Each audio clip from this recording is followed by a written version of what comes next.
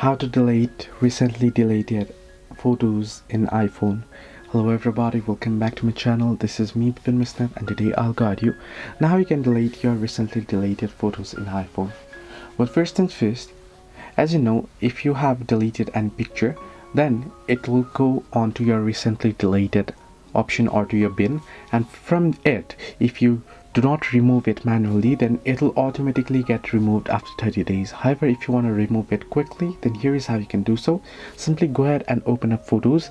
Then here what you want to do is you want to scroll down to the very bottom here, and under utilities you shall find the option recently deleted. You can tap on it and there you can open up recently deleted. Then, like you will delete any picture from your gallery, similarly you can select the picture and then tap and select multiple pictures if you want, and then select the delete option and delete it permanently. So this is how you can delete recently deleted photos in iPhone. Hope this helped you. Do like and subscribe, and do not forget to leave a comment down below if you have any further issues.